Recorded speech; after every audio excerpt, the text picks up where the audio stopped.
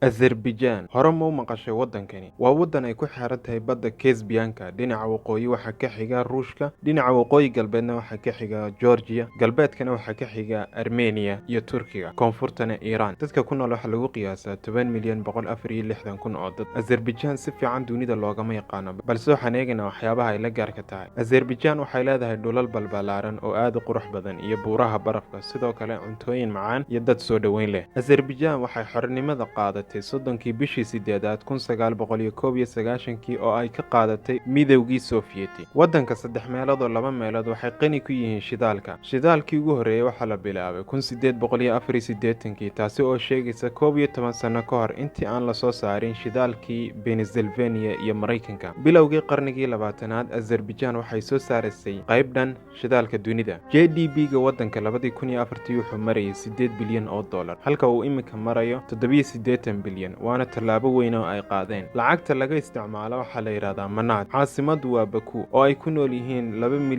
2,293,000 oo qof. Baku waxay 28 mitir ka hooseysaa heerka badda, maadaama ay baddeeda Caspian-ku ka hooseysa heerka badda caadiga ah. Taasi ayaa Baku ka dhigaysa caasimada ugu hooseysa dunida. Meelaha taariikhiga ah ee ay leedahay Azerbaijan waxaa ka mid ah Ishari Shahir, qasriga Shirvani Shah, Maiden Tower. Sokor waa shirkadda ugu weyn ee soo saarta shidaalka. Xarumaha ugu badan ee shidaalka lagaga shubto waxaa iskale Sokor. Dhammaan xarumaha qiimaha ay shidaalka ku shubaan waa isku wada mid. Baku waxay leedahay jaamacado badan oo ay ka mid yihiin Baku State University, ahna jaamacadda ugu weyn, Azerbaijan Economic University, iyaduna sidoo kale la mid ah. Magaalooyinka ay leedahay Azerbaijan waxaa ka mid ah Baku, Sungat, Gunja, Lankara, Shaki, Qabala, Quba. Quraacda ugu caansan ee Azerbaijan laga cuno waa quraacdani oo ka kooban roodhi, khudaar kala duwan, malab, cheese, shaah. Qiimaheedu waxa uu noqonayaa $5. Waxyaabaha kale aadka looga isticmaalo Azerbaijan ay dadkuna aadka u cabaan waxaa ka mid ah shaaha. Shaahaasi oo ay ka dhigaan noocyo kala duwan.